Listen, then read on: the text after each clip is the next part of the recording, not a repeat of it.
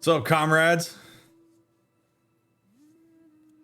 Welcome to part 9 of CIA espionage beyond two commands souls with a therapist who can't take himself seriously because the game's so crazy now with a therapist. Part 9.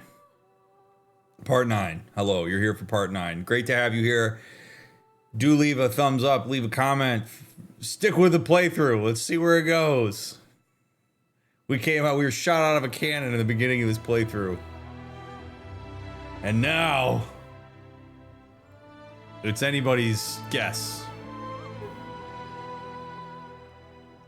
Alright, here we go. What will Jody get up to now?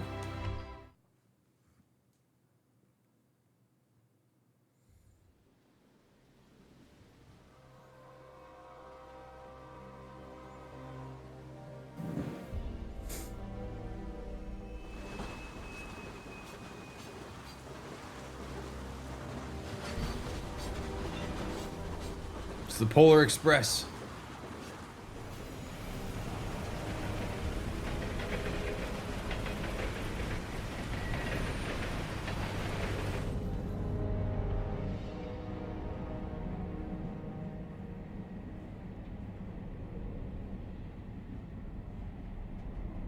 What you reading? Kate Walt. Interview on red sofa. Shopping, essential, and accessories.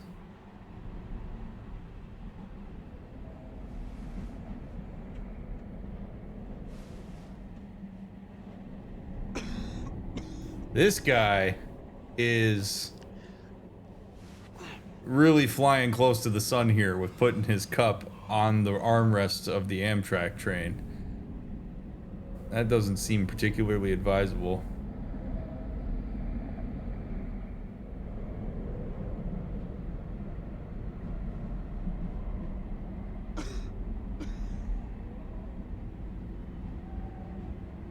What are you reading, dude?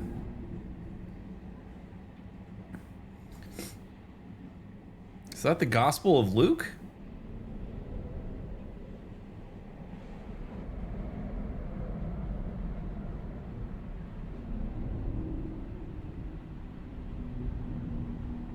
Oh my God.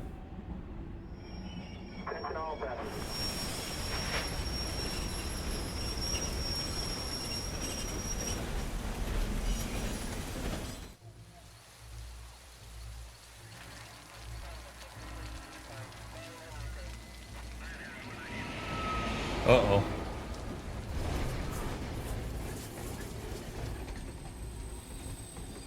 Uh-oh.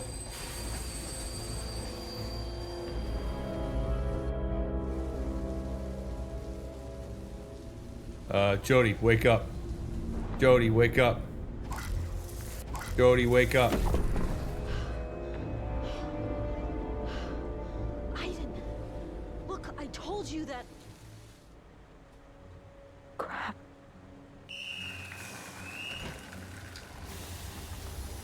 Uh-oh.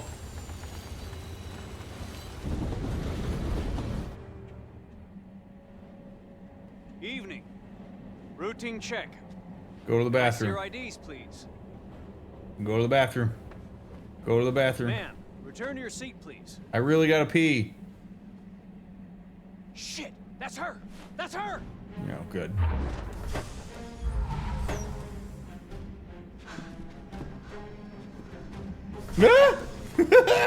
Now all of a sudden the train's shaky. Police!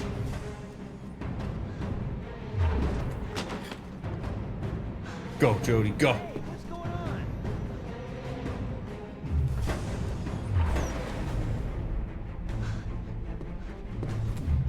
Hey, watch out! Oh God, Jesus Christ. Okay, gotta go Everyone up. down! Police! Oh God. Yep, knew that was gonna happen. Son of a bitch. Got my coat. I've only got 3 shirts left. Hey, you crazy? Yeah, I'm crazy. Go, Jody.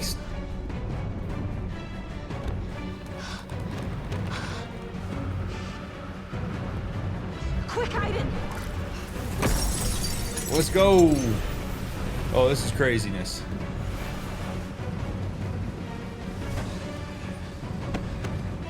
Oh no, I'm gonna fail because of this stupid ass controller. Oh god. Oh shit.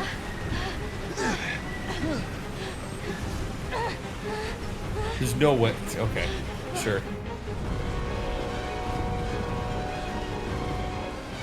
Why is this making me face backwards? Oh god. This is so dumb.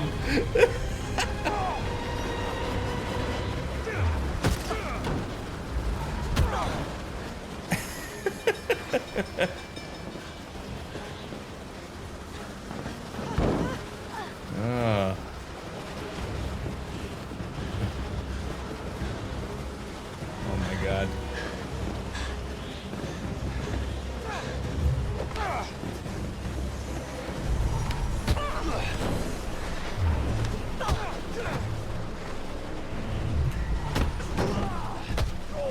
I have CIA training, boys.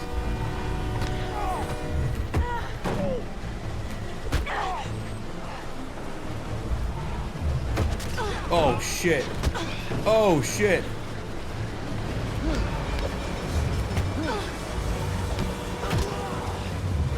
Oh no, I missed. Oh god.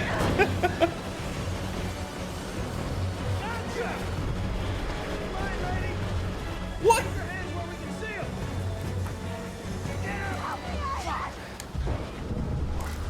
We need backup! She's getting away!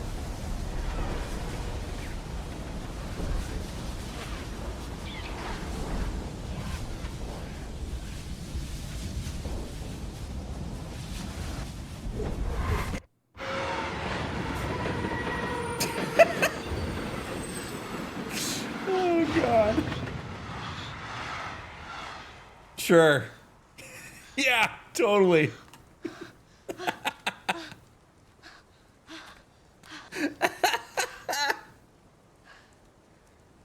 We've got her now.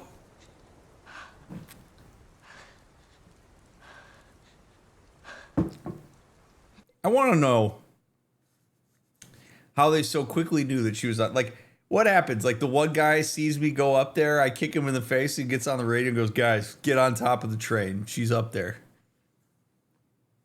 What? Yeah, you heard me. She climbed on top of the train. All right, yeah, dude, no problem. Pouring down rain.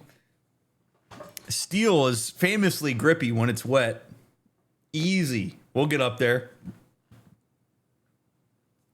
On a train that, leading up to that point, was so steady that Buddy Boy's coffee was able to rest on the armrest. All of a sudden, it's just like how I don't know what to do because I'm like, am I supposed to? This started with such a serious tone, and it's just so unserious now.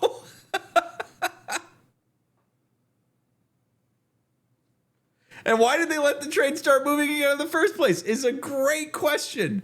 Let's put everybody in danger. It's just unbelievable. The whole thing is just unbelievable. All right. DrMick, you're playing a video game, man. Suspend your disbelief. No! Oh, God.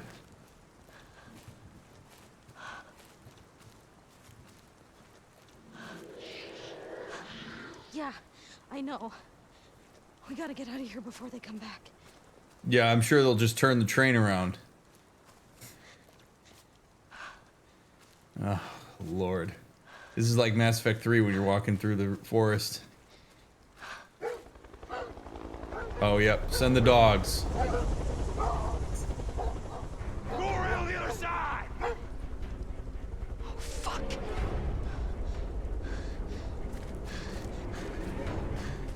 Use that training, Jody. Use that training.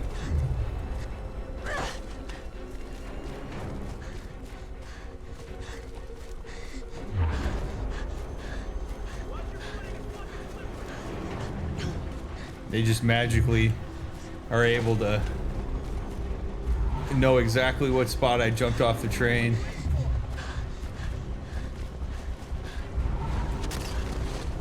Oh God!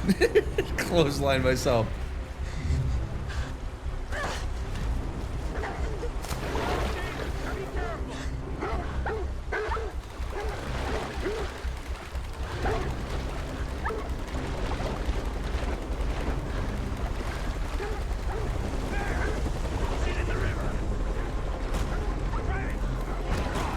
Travis! Travis! Get her! Get her, Travis! Shoot her!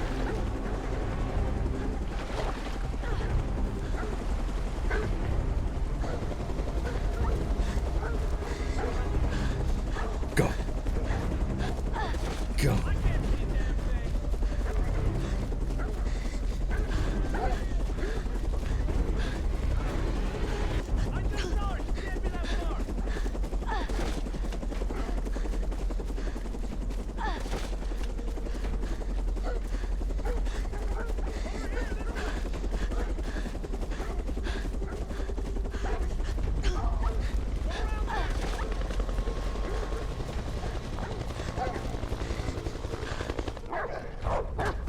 Great.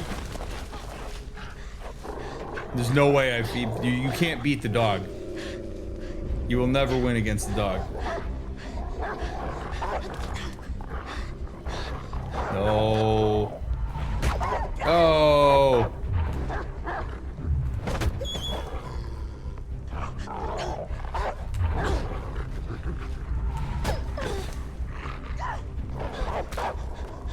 No. God damn it. No way, dude.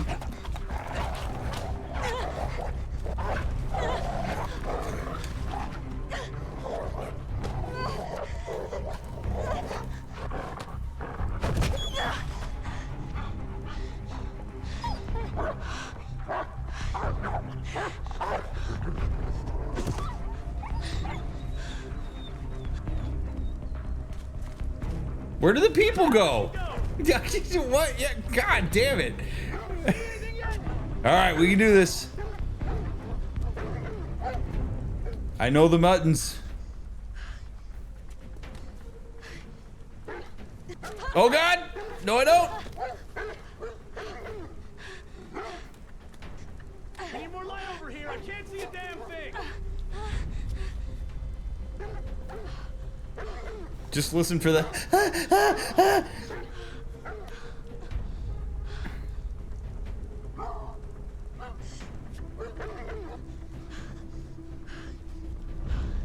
See anything? Definitely don't look up, Charles. Rock. She'd never be able to make it up there. Definitely don't check. Shit! We must have missed it. God damn it! Bring Shit! back those goddamn dogs! People are always only at eye level. Can't ever go up. They only train Navy SEALs, not CIA, to climb wet rocks.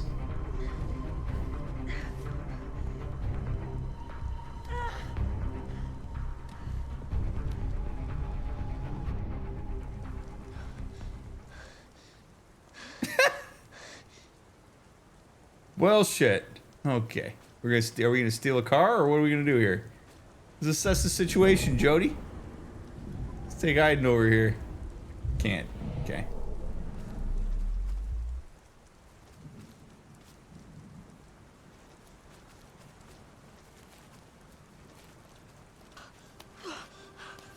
Go for it, Aiden.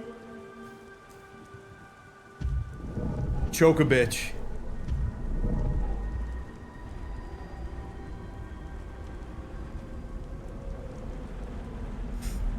I can't believe Jesus Christ. Just what I need.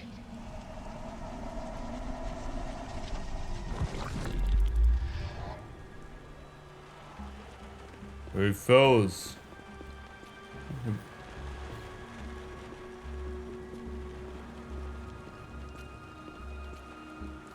It's a little cold and wet out here. I'm gonna go ahead and. Oh shit. I don't. Okay, that's not okay. Well. Jesus, Mike! What the fuck? What are you, crazy? Put the fucking gun down now! Hey! What the fuck are you doing?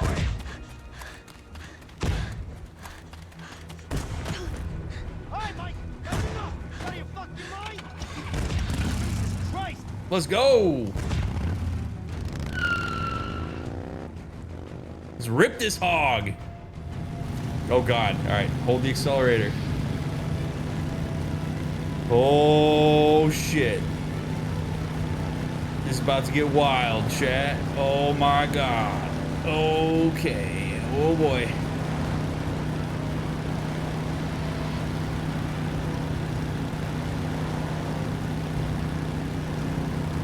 Well, this does not steer particularly well.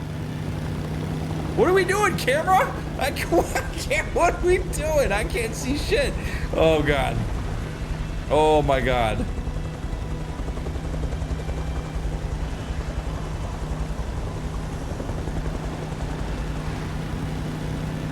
Turn that light off. Oh god.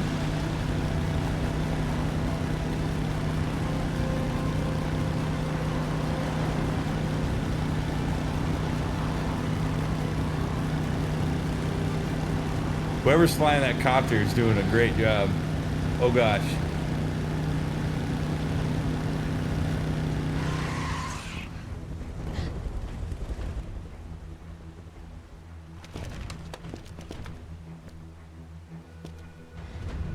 Hold your positions!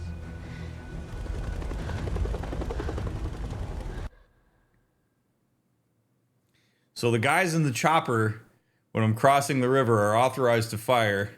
They have me dead to rights, and he says, "Hold your positions." So am I kill on sight, or am I take me in? What are we doing here?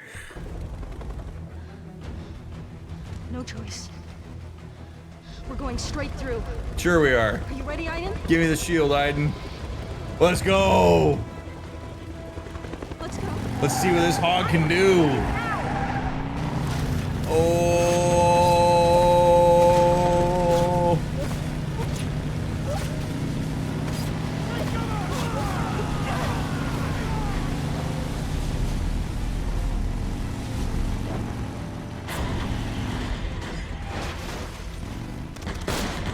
Hold your fire! I said hold your fire! This is Roadblock Tango. We missed her. I repeat, we missed her. She's headed for Bakertown.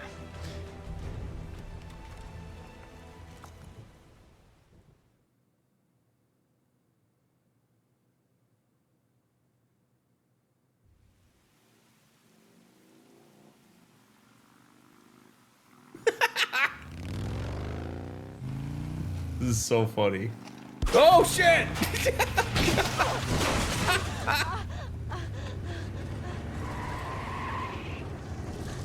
Sure. Yep. Move in, move in!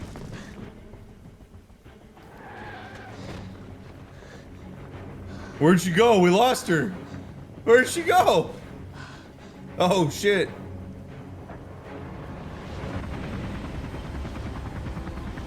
Group 3, in position! You're surrounded. Come out with your hands up and you will not be harmed. I don't know about that. That's what they're gonna get. Take care of them, Aiden.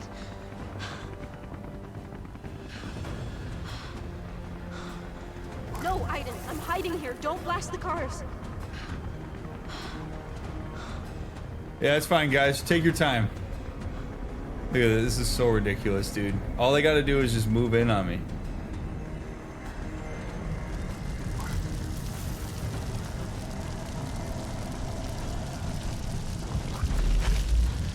Open fire, boss. Bye-bye.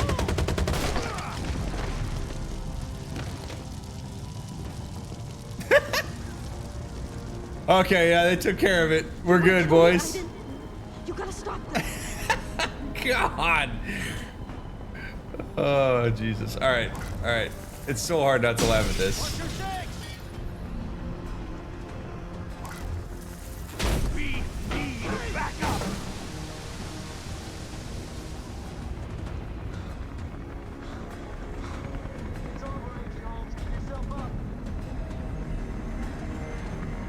choke him out.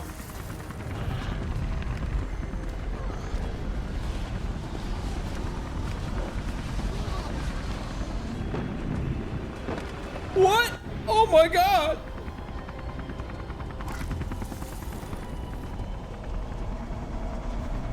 This guy didn't want to get out. Let's go. Pedal to the metal. What are you doing, Jim? I don't get it. It's fucked up. Hold your fire!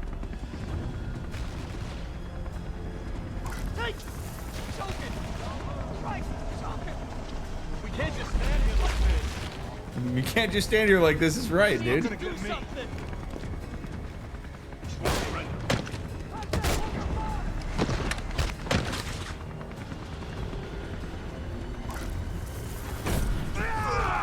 Watch your six! We need backup.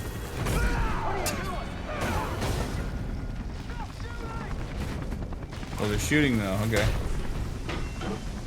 All right, let's just, I guess, mess with everything we can possibly mess with.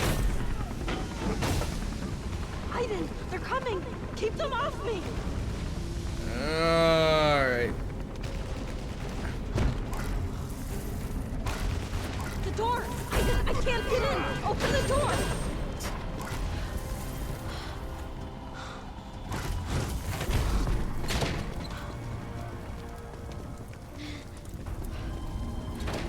Fine, fellas, just let her just go ahead and let her do that. God, these are stormtroopers if I've ever seen them. Aiden, quick. Holy shit. Create a diversion. Blast the cars. Okay, sure. That'll get them. Whoa.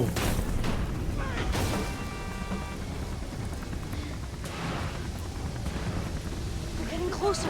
You gotta help me. Help you what? What do you,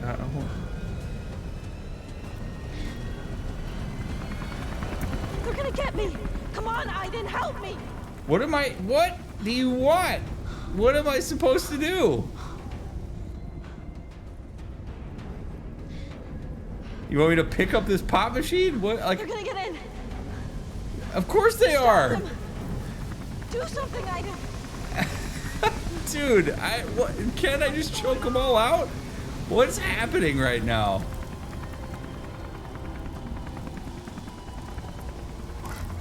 Yeah, turn the lights off. That'll do it. They're gonna come in any second. Help me, for God's sakes. Dude, this is crazy. What? The chopper. Get the chopper down. Oh, okay. Thanks. They're here. They're coming in. Hurry, Aiden.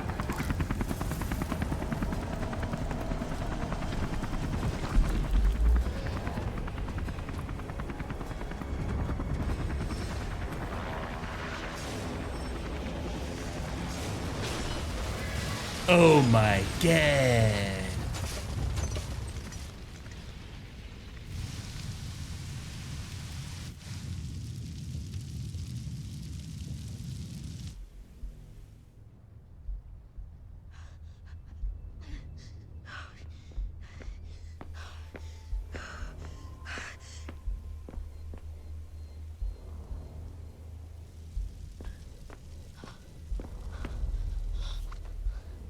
Tell them to leave me the fuck alone, because next time, I'll kill everyone.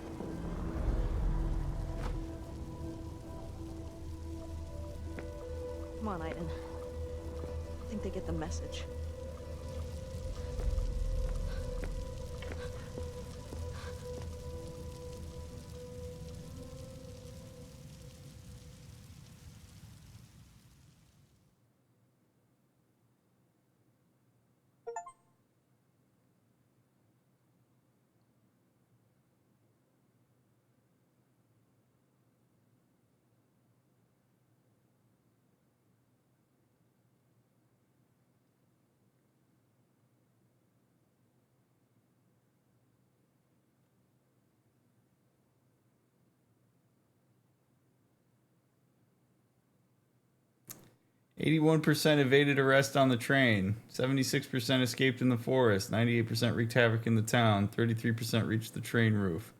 91% escaped with the motorbike. So you can get arrested. Wonder what happens then. Honestly, kind of wish that would have happened because I feel like I'd have had more to say if I got arrested than that.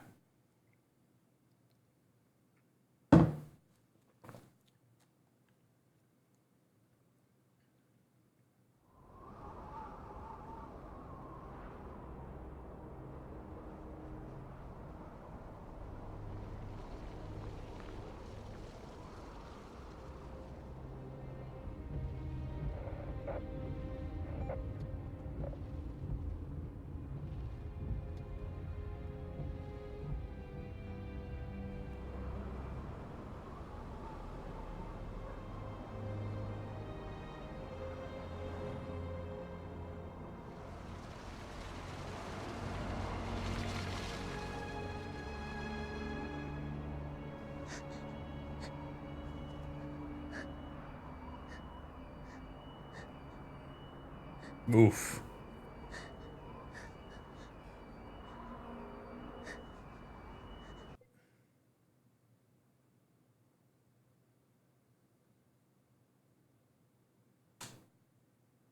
Concrete didn't ever warm up.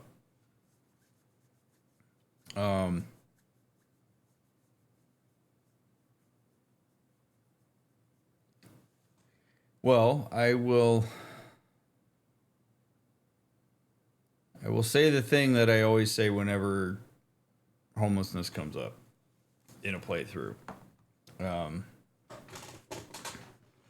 So if you look at Jody right now and you're like, oh man, that's brutal, and you like empathize with how terrible this would be to be out on the street freezing your ass off, there are so many people in this exact position right now. And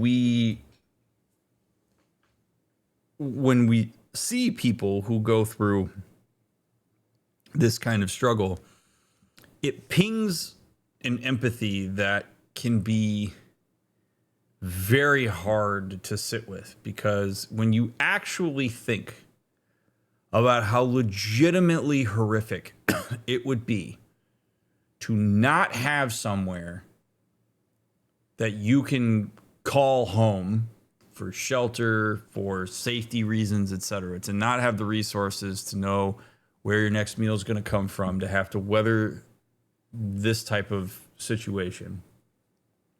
When you actually consider what it would be like to be in that position, it's awful. It sits really deep in here. And so, by and large, not everyone, but what a lot of people have done, and what we've kind of collectively done, is we've worked to try to distance ourselves from that discomfort. And one of the ways we do that with people who are homeless is unhoused, whatever phrase you prefer to use, is to objectify. Objectify, blame, engage apathy. There are going to be people that listen to me talk right now, and your reaction is going to be, nah, I mean, if somebody's homeless like this, they probably deserve it. They probably made bad decisions that put them there. Why don't they just, why don't you go get a job? Figure it out. I did. And what people who talk like that are people who have never been in this situation. People don't actually understand how unbelievably hard it is to get out of this position when you're in it. It's an old adage that it's incredibly expensive to be poor. That means more than just money-wise. Okay, cool. So if you're hiring for a job, and what is one of the main expectations that people have of the way that somebody shows up to an interview?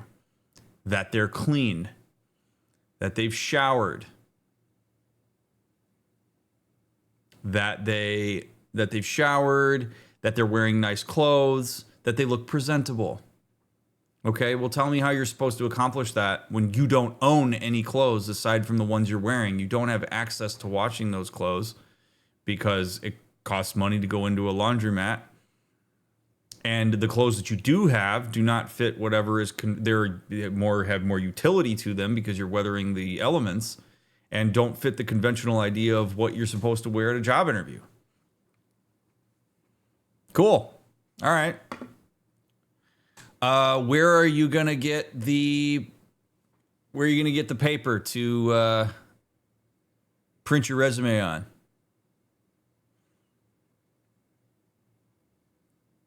You sure their public libraries are available. Public libraries are not always particularly accommodating. In Nevada, particularly in Las Vegas, one of the issues that people have, if you've never heard of the tunnel people, there are people, which is another, again, it's objectifying language.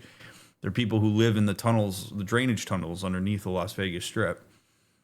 One of the things that perpetuates that for a lot of the people down there is that in Nevada, it is ridiculously hard to get a driver's license or to get an ID, to get a state-issued ID. And in order to get access to just about anything else, you need a state-issued ID. But in order to get that ID, you have to have a bunch of materials that are not readily available, maybe long lost and gone, and it can be almost impossible to get one. And so thus, that is like the linchpin for a lot of this. Now, are there people in positions of poverty that find some level of community in it, that get stuck in it and then habituate to it, figure out their life within it, and then are resistant to the idea of getting out of it? Yes, those people exist. They're a small percentage of those people. So what we tend to do is objectify people who are in these types of positions because it's easier to walk past it. If you blame the person, then it's their fault. If you blame the system, then there's a chance that maybe to a very small degree, maybe to a little degree, maybe to a big degree, that you are part of the system that contributes to that. People don't like that. Now, I'm not here to solve the problem, right? Like, it's a very complicated issue. It's not something that you can just, do this one trick and everybody's good, right? But when you make the basics unbelievably inaccessible to people, the basics are super accessible to people who have a lot and are almost inaccessible entirely to people who don't. And the relativity of experience often makes it hard for people to sort of like reach across levels of socioeconomic status, particularly looking down, and empathize in a meaningful way that could facilitate some degree of change that makes it possible for a person to get out of that position. Anybody who's ever been unemployed, most of the people I've met in my life that at some point in their life have been unemployed, one of the points of distress in being employed, aside from the financial resources they're missing out on, is just simply wanting to work. Most people want to work. They want to contribute in some way. A very, very small percentage of people would say, yeah, homelessness sounds awesome. Chose it. Love it. Figured it out. Optimized it. Majority of people would not choose this. And so when we look at people as if they choose this, it's wild. Now, I realize that Jody being in this position is partly due to the fact that she is trying to outrun the police and the military because she's a paranormal super weapon of mass destruction. Last time I checked, it doesn't apply for people in real life. I'm not saying, that any one individual person is ever going to solve these problems. I'm not saying that if you're a person watching this, you have to, go out and just, do something immediately that's going to make all the difference in the world. But when you start to consider people who are not just at your level or above in the equation of the system you're embedded in, you might look toward perhaps electing people that think about all levels of the system instead of just one, generally the people who are donating to them, right? Like listening for people who talk about wanting to elevate everyone. Those are people that can get put into positions of power to make a difference. And it's good for everyone, right? Rising tide lifts all boats. We were in a position in 2026, the time I'm filming this, that really nobody should be in this situation. Not because everybody should just get some massive handout, but people should absolutely have the opportunity to access resources that allow them to get out of this. And that's the barrier. That's the thing that people fail to recognize, is that it's not about wanting to. It's about, or, you know, the ability to. It's about legitimately, are there resources available to people to help them get themselves out of these situations? And if you talk to people in these situations or listen to conversations of people who do talk to people who either are or have been in these situations, what you will often learn is that access to the means to get out of this is the thing that's lacking. And it really sucks.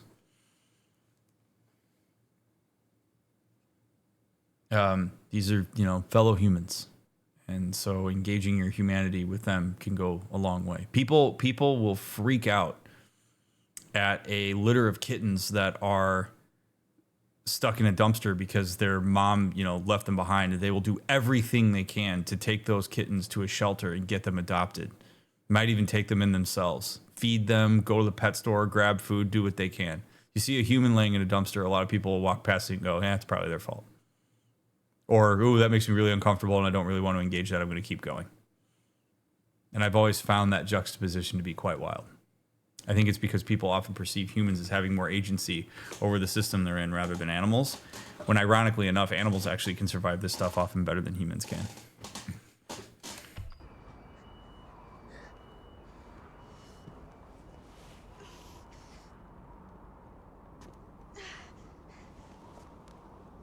Aiden, make me warm. Aiden, fix my injuries. Why can't he just do that? The lack of consistency around Aiden drives me crazy. Because, like, if he can heal wounds and he can do these shields and stuff, why on earth is Jody sitting here cold? Like, we're never given really an explanation of the limitations of what Aiden can do. Like, does Aiden have a mana meter? Does he have a finite amount of energy and resources that he can use to do things? Like, why is it that on one moment Aiden can take over a human body and crash a helicopter or flip a car or create a shield that makes Jody impervious to bullets, and then, or heal a little kid's injury, and then all of a sudden Jody has to sit on cardboard and freeze her ass off and have, you know, abdominal issues? Like, what? Why? This is all the continuity stuff that sort of, it loses me in the way that we try to think through this stuff.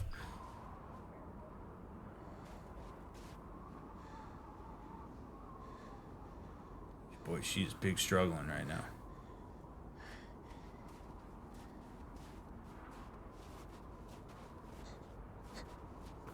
Are we going to attempt to call Nathan again? Music store.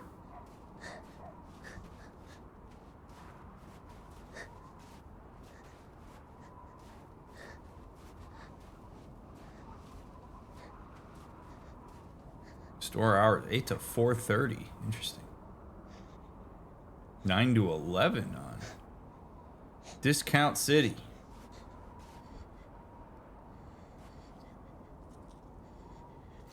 Female eye, shoes and clothes.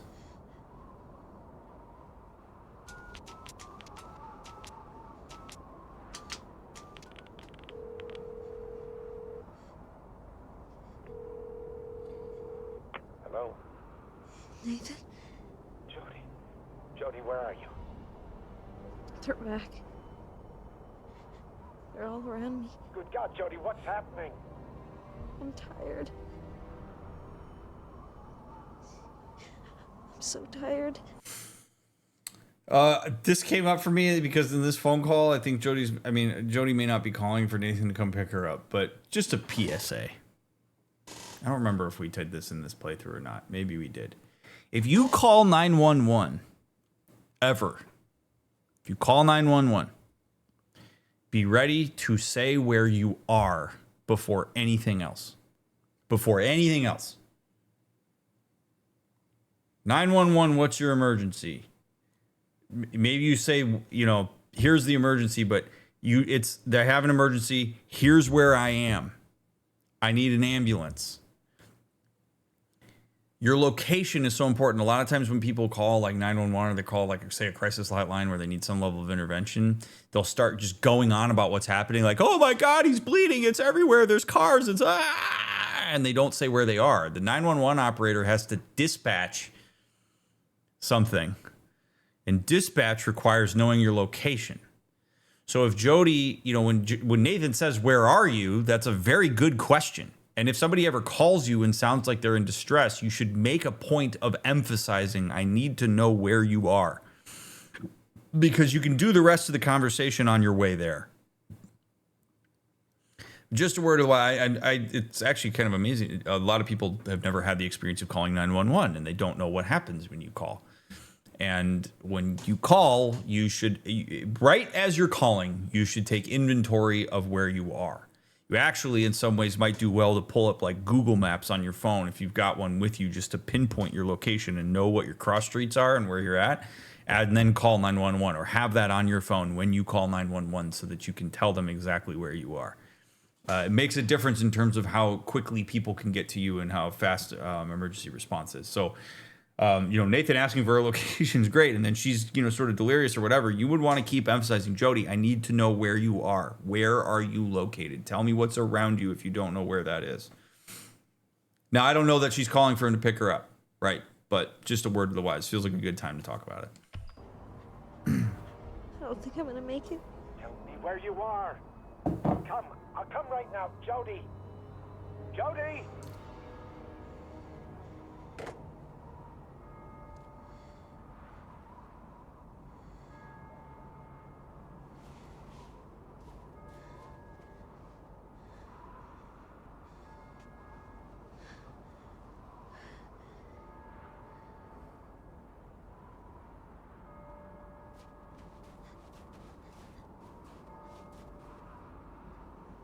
I would love to know what her thought process is on talking to Nathan, other than just needing maybe some degree of validation. I mean, that's...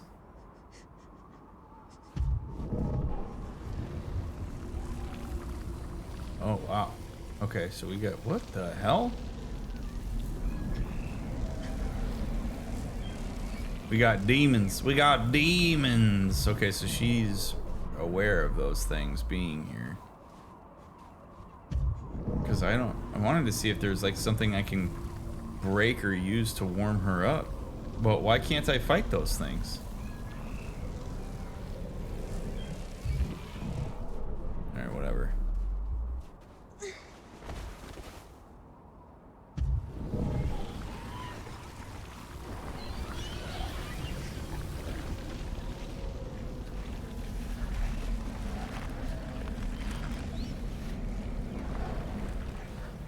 Again, I emphasize.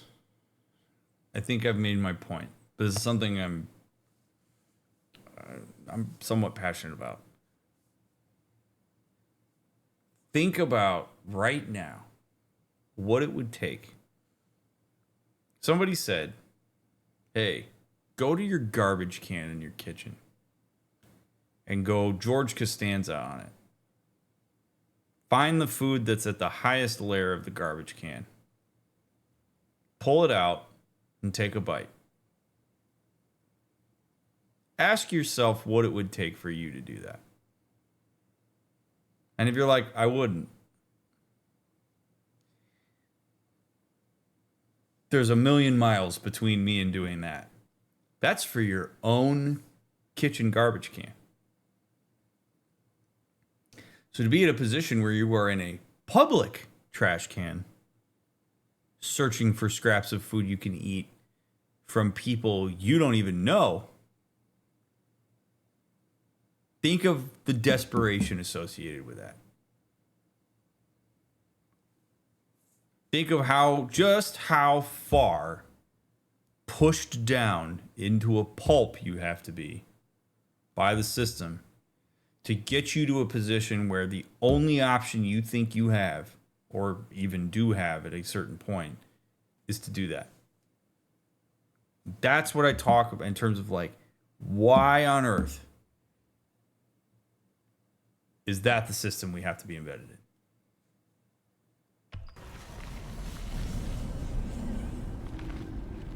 I don't want to mess with this guy. I mean, Jody's not doing well, though. I guess he probably needs to get... We need to get his attention. Huh? I got a bad feeling about what this is gonna... What's gonna happen here. Oh, boy. You didn't see Jody laying there on the ground? Hey. What the hell was that? Buddy, why don't you look to your left and see the woman laying on the ground?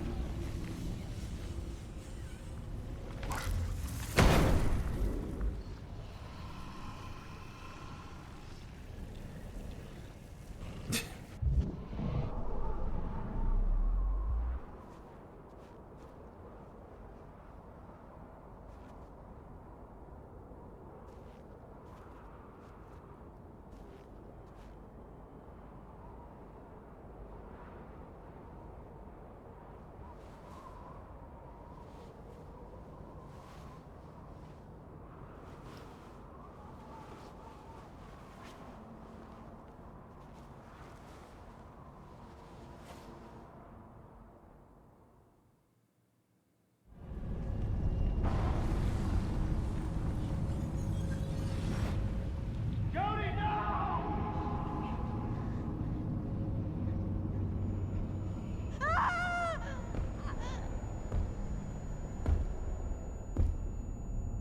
Come on, girl.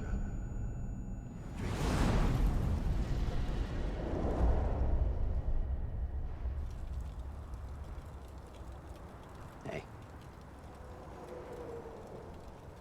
It's beginning to think you never wake up.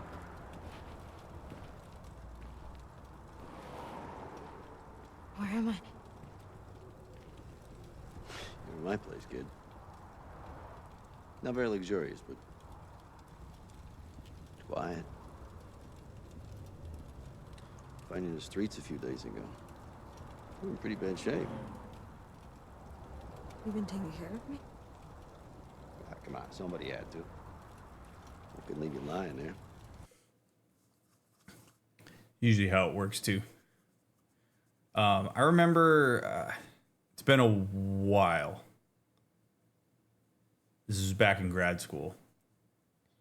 And I forget the context. So I generally don't like to do this, but like it's stuck with me for a long time. So I remember like thinking about it and actually being like, that makes sense. Is that like the people who are generally most willing to help people that are in a position like Jody is, right? Like who are the people who are the most willing to help people who are homeless or struggling or whatever, are people who have struggled themselves. Like that there really is a camaraderie that can happen because there's a sense of joint struggle, sort of understanding what we're dealing with. And it sort of speaks to, for a lot of us, myself included, that a lot of times our ability to empathize and activate is something that we're more likely to do when we have a level of experiential connection as opposed to something that we know conceptually. So, you know, if you're some billionaire and you go on a safari to Africa, and while you're over there, you get eaten alive by mosquitoes and your cousin that you took with you gets malaria, you may spend millions of dollars on buying mosquito nets for people in Africa, which is a great cause, right? I'm not knocking that. I'm also not speaking to anybody directly. I'm just speaking hypothetically here. Right, but there's a personal connection to that, right? So you're not a person that would, by and large, generally experience mosquitoes carrying malaria, eating you alive in the middle of the night. But when you have that personal experience of it, there's an empathy and an activation. So by and large, a lot of times people will extend the benefit of the doubt to people who are experiencing something that they can relate to. When people experience things we can't relate to, we tend to objectify it. If you've never owned a pet, you've never had a cat or a dog or whatever, when a person expresses that their beloved pet died, you may not quite activate empathic. You might have empathic energy, but you might not quite get there in the same way that you would if you yourself have lost a pet. And again, this is not a criticism on anybody. This is just how it works. And so this guy being willing to take care of her, use what very little resources he has. I mean, there may be meals he skipped, I don't know, in order to like help feed her. is in part because of a sense of kinship derived from empathy. And I think sometimes people get a little too locked in to dumping all of their empathic energy into things they personally connect with, rather than dumping some of that energy into things that they conceptually understand. And I think if people were a little bit more willing to do that, we would see more of a distribution of helping each other out across various levels. Dying like a dog in the street. My name's Stan. What's your name? Uh-oh. Stay away from the trunk of this man's car. Am I right, Slim? Jody. Welcome back to the land of living, Jody. Nice to have some company every once in a while. Some coffee? Strong. Tastes like shit, but hold you up against the cold.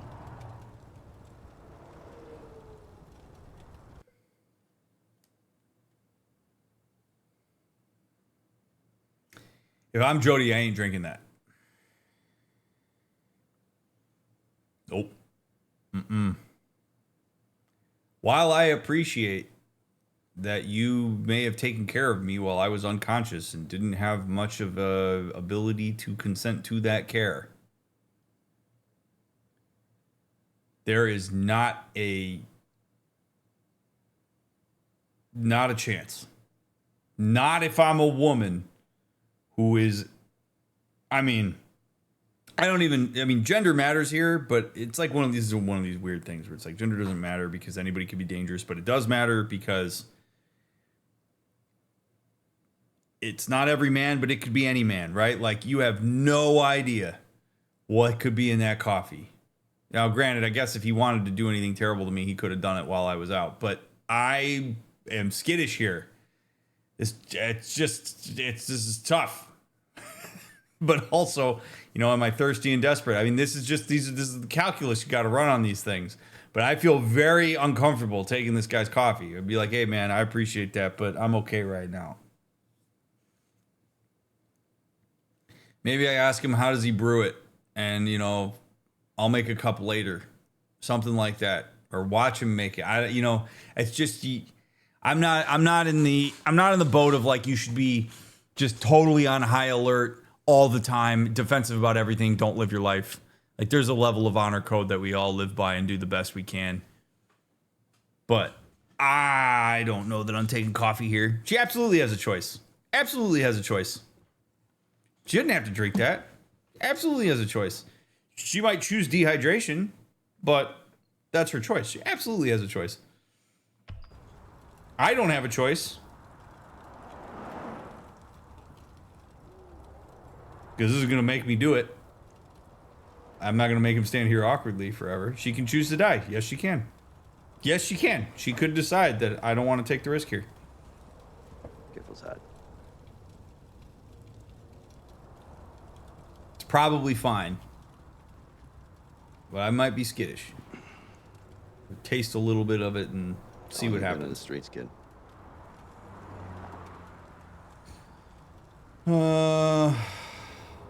I don't know. It's been way too cold to keep track of time. Be about 3 years for me. I don't know how many times I thought I was gonna snuff it. Just go completely nuts. But I guess you can get used to anything. You can. Even live with nothing. You can. Humans are remarkably accommodative when circumstance dictates it. And I think sometimes we mistake that ability to accommodate for desire for it to be that way. It is indeed true, though. Humans are like kind of like goldfish. The place where you see this, I think, This rings true for me personally. I'm not trying to, make some giant broad claim here, but I've certainly seen this a lot in my life, particularly as I've gotten into my 30s, is people are in a lot of ways like goldfish with their resources, where you'll see people who maybe make, take a couple who makes combined, I don't know, $300,000 a year, and a couple who makes combined $80,000 a year, and they're both paycheck to paycheck. If people sort of expand into their resources if they're not disciplined about the way in which they allocate them. And there's a habituation at various levels that people will make, sometimes unconsciously and sometimes consciously. And that adaptability is something that, while great, is actually something that sometimes I think is important to run counter to with intention. Because it's the same way that people can get stuck in certain thought patterns, certain circumstances with their mental health, etc., where, take, for example, something like chronic depression, you get used to it. You learn what it is. You learn what it means for you. It becomes part of your identity. It becomes something that you don't separate from who you are. In the same way that your socioeconomic status can have that effect on you. And that then makes it really hard sometimes to move yourself past it. So in this case, Stan has set up his own little corner of the universe here. And I'm not saying that demotivates him from maybe trying to figure out how to get away from it. But it also might be, because of his level of accommodation to this, maybe it does make it harder. Maybe it does make it something where he's like, you know what? Maybe I will stay here. And in which case, that's his choice. But he's like, I'm doing everything I can to get out of this, and I keep running into a brick wall. Then there's something wrong with the system. I don't have like a very specific point I want to make here, other than just when we think about like people and how they occupy space and how they allocate resources and stuff like this. People will expand and contract relative to what they have unless they engage discipline. And you have to be careful with that, because you can have more resources and still struggle and you could have certain opportunities to move past something, and you don't look at them because you've habituated. I see this all the time. I mean, all the time. This is literally my job. I see so often people will come to see me, and they'll be like, hey, I'm here because I want to work through really severe and debilitating anxiety, or I want to work through my depression, or I want to work through the way in which trauma affects me. And the second you push on something that maybe a person's doing where they're contributing to the perpetuation of their own depression, and you suggest something else, something different to do, so many people think that a person's going to look at their therapist and go, oh my God, thank you so much for telling me to do that. I'm going to go do that. That's not what happens by and large, unless a person is unbelievably motivated. By and large, what happens is a person says, you don't get it.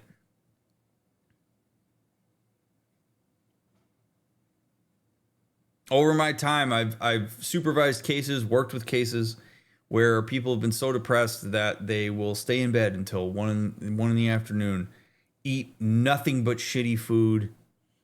They go from bed to couch, don't shower for 5 days, have horrible sleep hygiene. Finally, have it in them to talk to a therapist, say, hey, this is something I really want to work through. Therapist says, well, we're going to need to change your eating habits. You're going to need to get out of bed sooner. You're going to need to move your body. These are all things that are the baseline things we got to do. You would be amazed at how often there's resistance to that. That part of the resistance is that, like, you don't understand how bad it is. You don't understand how bad my depression is. I know I'm not you. I don't have the subjective experience of who you are, but I definitely conceptually understand how bad depression is. I definitely conceptually understand how debilitating OCD is. I definitely know the impact that anxiety has on people. I have spent years of my life learning about how these things affect people and how to intervene with them and how it intersects with their development. And so the reason I'm telling you that these are things we need to start with is because it will have an impact. Not an immediate one. If you eat a salad for lunch instead of McDonald's tomorrow, it's not going to fix your depression. That's not how it works. You're going to have to change your diet and your sleep hygiene and all of this stuff for a prolonged period of time. And it's going to take effort that you don't think you have, but you do have. And when people say things to me like, well, I can't get out of bed before noon.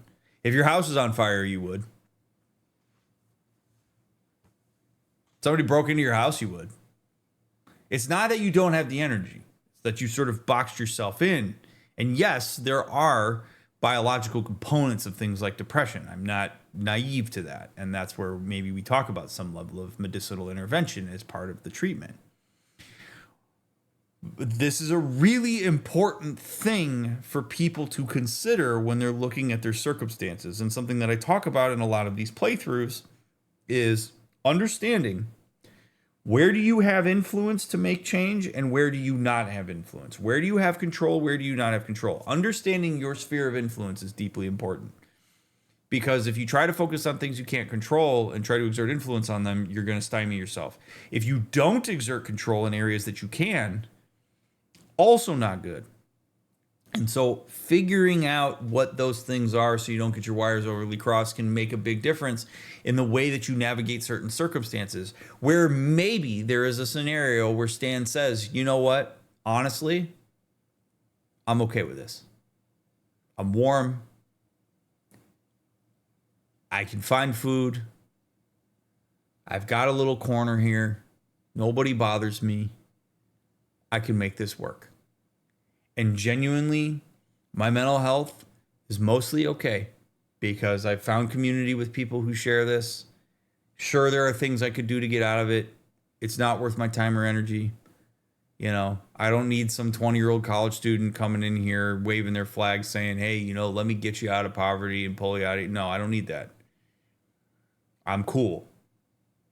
Or maybe he says, I'm doing everything I can to survive this, and I need the system to be in better shape for me because the things I can't control are what are weighing me down, which then allows you to depersonalize the things in your life that you're dealing with. This isn't my fault. This is the fault of the system I'm embedded in. And that can drive a lot of energy to diverting that to what you can control and also not kicking yourself in the nuts while you're already down.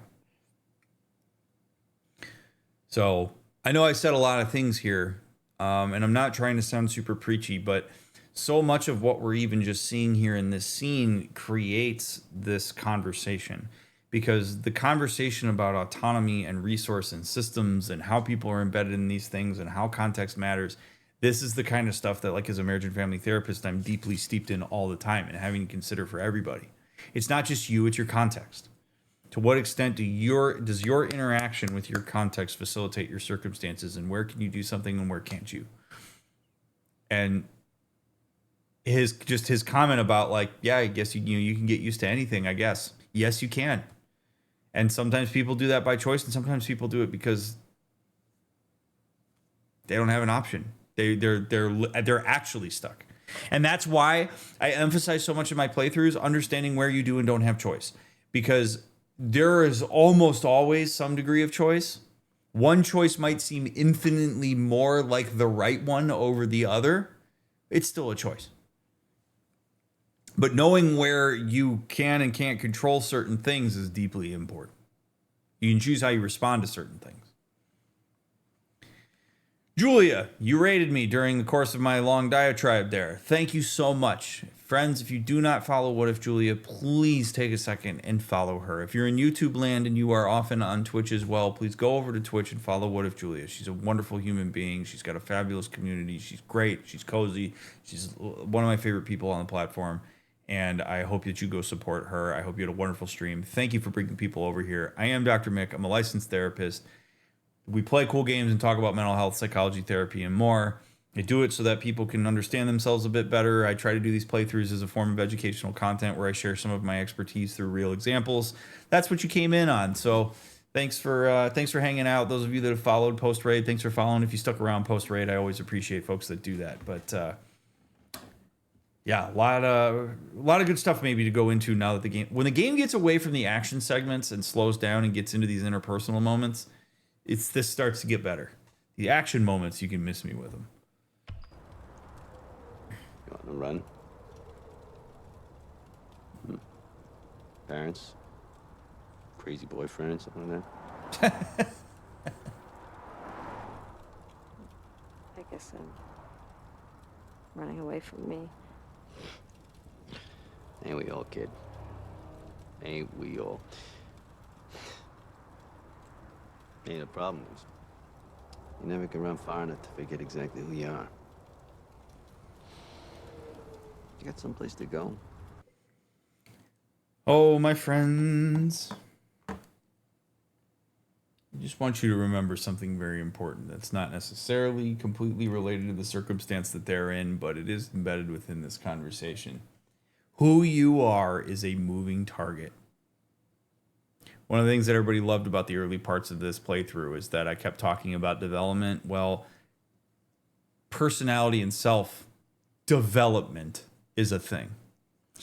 So this idea that you figure out who you are is, as soon as you think you know who you are, development dictates that you're past who you think you are. It's a moving target. Your personality does not stay static throughout your life. Your sense of self changes relative to your context, to your experiences, to your education, to your relationships. All of these things contribute to the way in which you conceptualize yourself. Yes, there is consistency in the sense that this vessel and consciousness is something that has occupied all of the space-time that you have been a part of. But when people start getting into what is my personality type and all this shit, if you watched me for years, you know this. I poo-poo all this stuff. I hate personality tests. People talk about stupid ass shit like Myers-Briggs and the Zodiac and enneagrams and all this nonsense as a way to try to lock down who you are. I'm a number 7. No, you're not. A number 7 is a 10-piece McChicken meal at McDonald's, always. And standardization dictates that those McNuggets taste the same every time when I dip them in my buffalo sauce. You are not a number 7. Your temperament may I have too much of the McDonald's value menu memorized. What McDonald's meal are you? You evolve over time. So this idea of like, I want to discover who I am. Well, you could have a pretty decent approximation of who you are based on the way you think and what you do and what drives the decisions you make and all that stuff. And you in some ways get to dictate what that even is. Like all of this stuff is incredibly complex and very heady and not concrete at all. So trying to concretize these things is an effort to make our brain feel more comfortable, because uncertainty on who I am is an anxiety that people get all existential about, and then they kind of lose their minds over it. The reality is, like, what you are is you're a meat sack that, for whatever reason, has evolved to a point where you have some abstract sense of needs and self. You're an organism like anything else, as far as science and biology as we've constructed and tested and understand. Right? So I'm running from myself, or I'm trying to discover myself, are things that people say, and they say them as if there's these unbelievably daunting tasks. And they are and aren't at the same time, because it's as complicated as you want it to be. And I've always been interested, as part of what I do as like a psychologist, to the extent that people believe that their understanding of who they are plays a role in the way they live their life and what they do.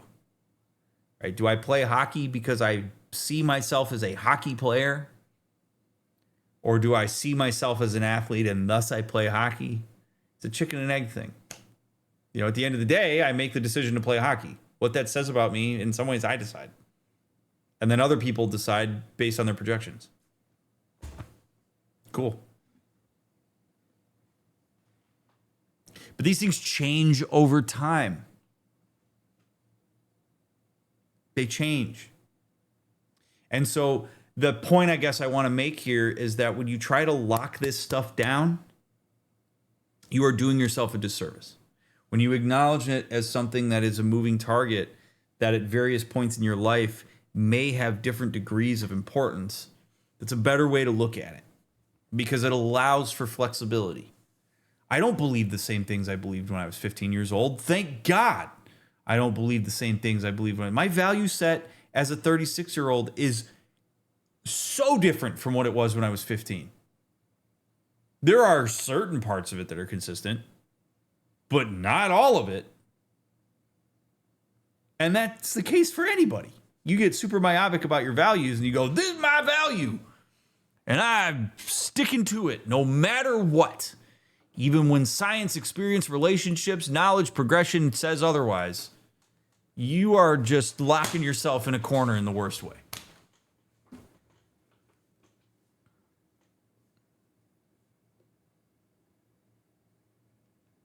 Have you ever had any clients, patients who have a terrible spiraling anxiety when thinking about the fact that we're floating in space? Yes. Sure. I've had friends that deal with that. Yeah. Yeah. What are we? It's a question a lot of people try to avoid. There are entire constructs and systems developed and dedicated to answering that question for you so that you don't have to deal with the anxiety. Right? Go be Catholic and they'll tell you exactly what to think about that. Go be Jewish, they'll tell you exactly what to think about that. Go subscribe to any religious doctrine or any cult and they'll tell you exactly what to think about that. And people do this because they want answers to that, because the anxiety of that is brutal. My response to these types of things, to answer your question, Julia, is what do you say to that? Is like, we don't know what we are. And my personal philosophy on things tends to be one of a form of nihilism, which is nothing matters, thus you get to decide what matters. And there's a beauty to that. It's like the ultimate freedom. None of this matters, so decide what matters. It's a very cool thing. I will never know what we are. I'll never live long enough to understand the universe. Never going to happen. So this is why one of the things that we're away from kind of talking about the playthrough, but it's okay. I'm fine talking about this. Is one of the things that I think is important in this is that this is why presence is so deeply important. Like, this is why working with known variables is important.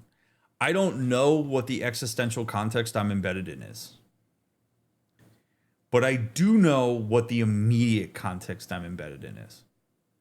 I do know that there are certain things that I enjoy. I enjoy the ability to make choices. I enjoy the ability to, by and large, navigate the space I occupy freely, right? So I do things. I acknowledge that meaningful relationships make me feel good. Being in a fabulous marriage to a wife I adore is something that provides a sense of interpersonal security and safety that I value and cherish immensely. So I put my energy that I have into those things. I care about interpersonal relationships. I care about mental health. I care about people, the people around me having more insight into themselves and into the way that their brain works, so that maybe they can engage more meaningfully with the world around them and be more authentic to who they are. And so I do this, right? Maybe in the context of the entire universe, that doesn't matter at all, right? Like, who gives a shit? In the same way that the scorpion in my front lawn burrowing a hole underneath a tree and bringing food to its babies It does not affect my life. Maybe what I do doesn't affect anything existentially, but I'm working with what I got in the same way the Scorpion is. And having a level and bringing whatever conscientiousness I can to that makes a difference. And so this is, you know, to sort of tie it to what's happening here. This is where choice and autonomy and decision and sphere of influence and stuff matters immensely. Because if you're in a circumstance, and this is something that I talk about a lot and something that you've seen in some of my playthroughs, people ask me all the time, Dr. Mick, why don't you make other choices in games? Because I'm happy to live with the decisions I make in these games. I don't get to redo things in my life. So I don't want to redo them here.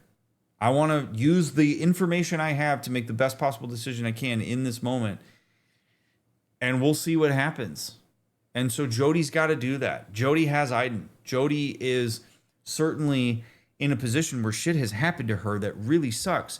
I didn't have to use Aiden on the train.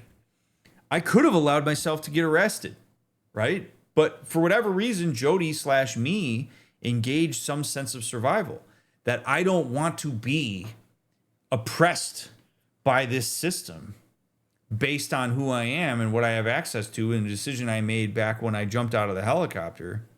And thus I'm going to fight back. That's a choice I made. And that choice is going to have consequences. Now I'm on the run. If I had chosen to say to the officers, like, yeah, you got me, and then gotten apprehended and sent to jail, that would have had a whole other set of consequences. I don't know where we'd be. I don't know that we'd be sitting here talking to Stan right now. But I'm not going to spend a whole shitload of time thinking about that, because at the end of the day, that's the decision I made, was to fight back. And now here I am. And now I have to figure out how I want to navigate this circumstance with Stan that's in alignment with whatever it is I'm trying to achieve.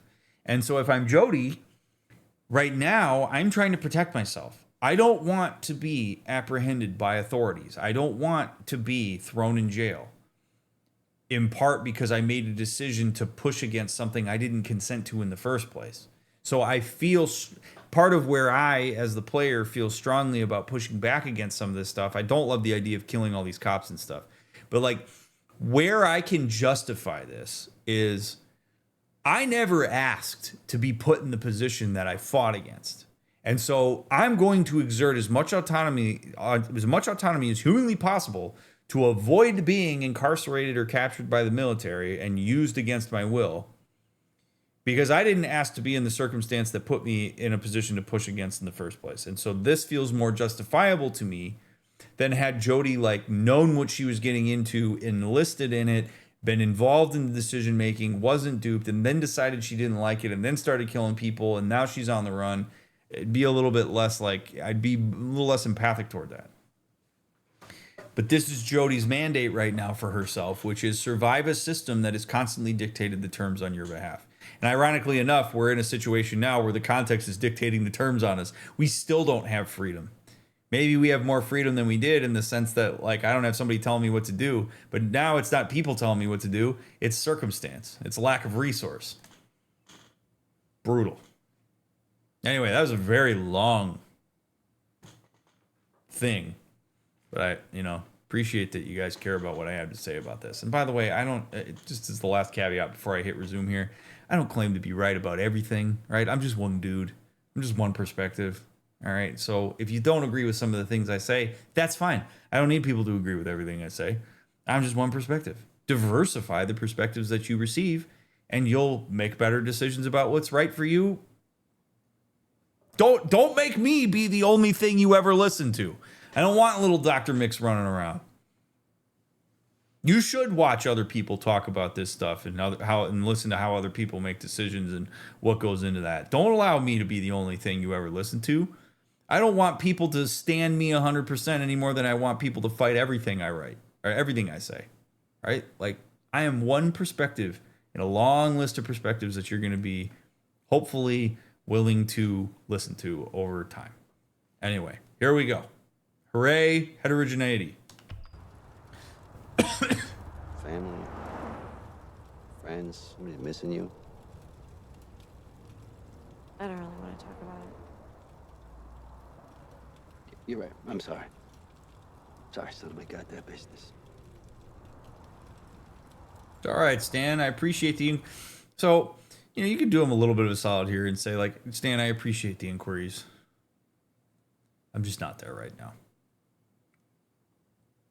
But I appreciate you asking. You wanted to, like, neutralize a little bit of the... Now, if you're trying to put a line, trying to set a very clear... Like, well, you're not directly setting a boundary. Oh, that was a pretty direct boundary, saying I don't want to talk about it, right? But, like, if you want to put distance, that you respond like Jody. If you want to move a little bit towards closeness, you say, I appreciate the question, Stan. I'm just not in the place to answer them right now. Maybe later. So you make your decisions interpersonally, my friends. Okay, this is why I pause this. Make your decisions. Because the way that you engage people and how you engage people makes a difference. One of the barometers that I tend to think about in interpersonal relationships and in these types of moments is, what are responses? So if we have a spectrum here, right? We have distant over here and we have close over here. What am I trying to do? Where do I feel like I am right now, and where am I trying to get? And so with Stan, we are closer to distance. So when he starts asking questions, those are things that are going to move us more to close, because self-disclosure is the pathway to intimacy. So I've been evading, right, as a way to try to maintain distance. If you're trying to maintain closeness, you either answer the questions or you empathically decline and express a level of appreciation. And so if you're a person that struggles sometimes socially, trying to figure out what your barometer is with people and you're not entirely sure how to respond, ask yourself, what is the way that I respond? Like, am I trying to move the needle from close toward closeness or towards distance? And then choose your response accordingly. What a lot of times people will do is they want distance, but then they'll do things that facilitate closeness or vice versa. And when you find yourself going, I really want to be close with this person, but I'm feeling more distant, then ask yourself,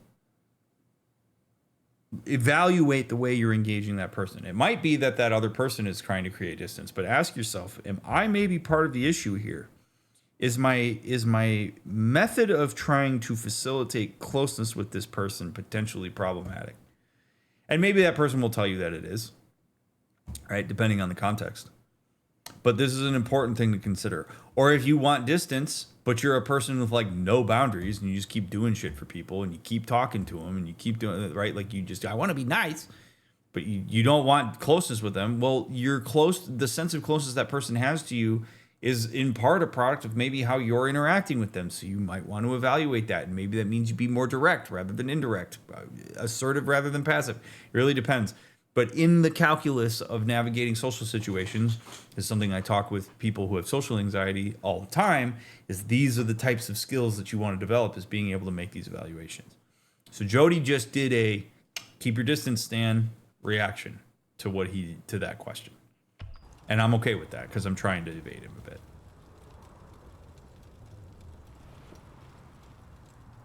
You can stay here if you like. I ain't got much to share, but whatever I got's yours. Very cool of you, dude. Thanks.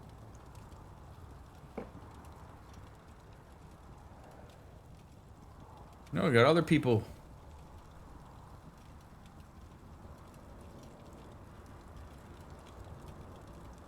Hype Town.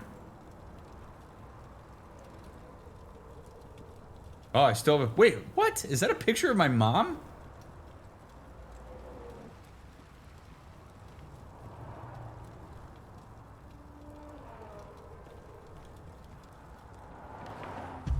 Have I just been carrying that around? She looks like she has something to say.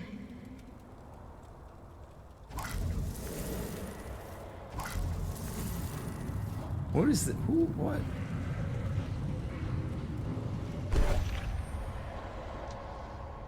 Got the results of the test, Stan. Oh, this is so invasive.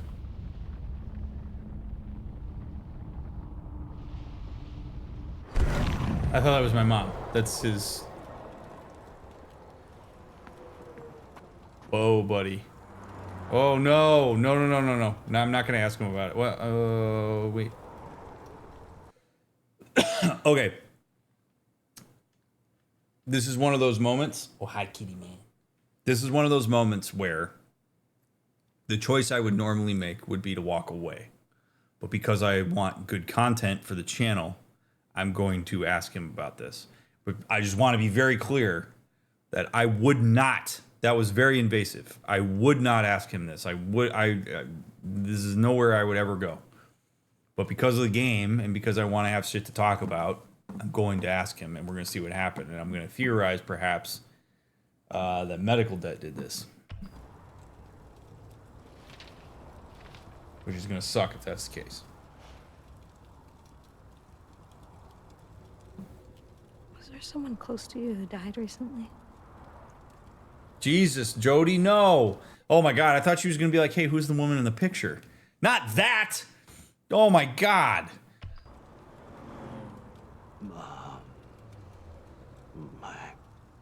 My wife? Daisy died of leukemia 4 years ago. How do you know that?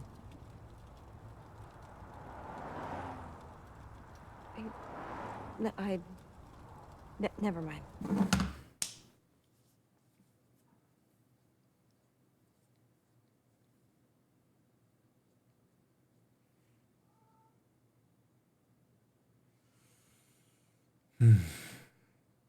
Well, this is partially the product of the people scaffolding her development, not actually understanding what they're working with, which goes way back to the conversation about shitty ass experimentation that I was talking about way back in part 1. It all just comes full circle, dude.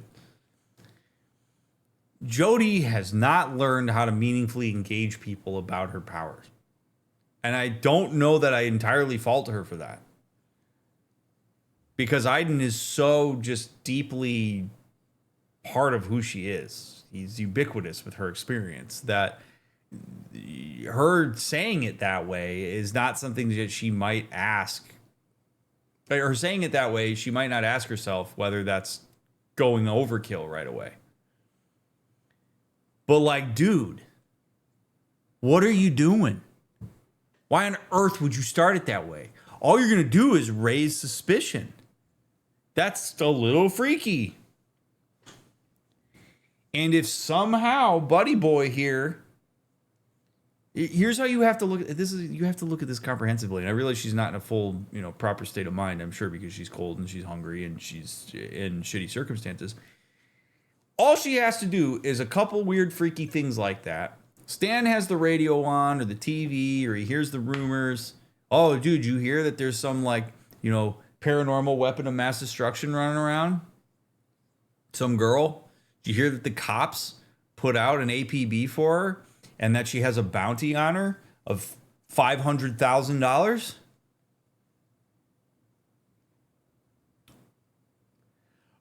What's that you say?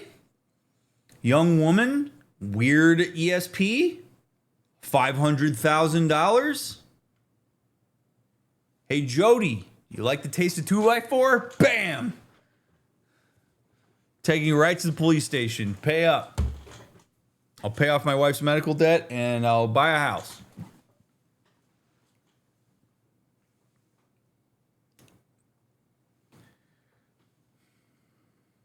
These are the types of things that you would imagine that Nathan and the CIA would talk to her about. Be like, hey, maybe don't let on that you have special skills, because it's going to raise suspicion. It's going to cut across people's general sensibilities about what they're expecting from the humans around them. And if you violate that too much, you are back to wearing the red dress at the party.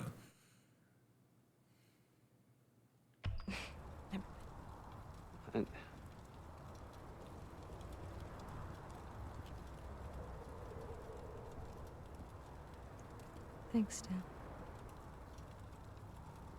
Yeah.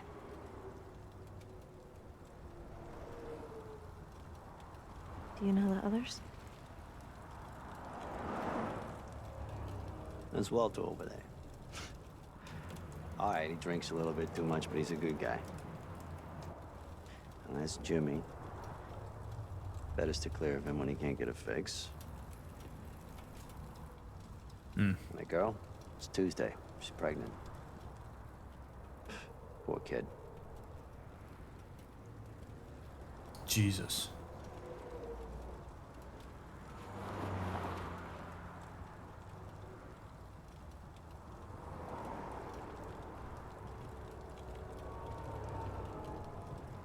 Oh man, oh boy, I don't want to. Oh, there's probably another like hour worth of content in here, and I can't like save. At least I don't think I can. Because how far away are we from? Actually, we're not that far away from the save point. Because I want to really meaningfully talk to these people and sort of talk about what the.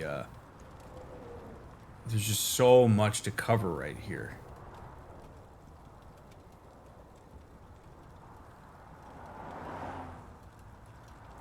So what I'm going to do is I'm going to end it here, and I will catch up to this spot prior to the next one.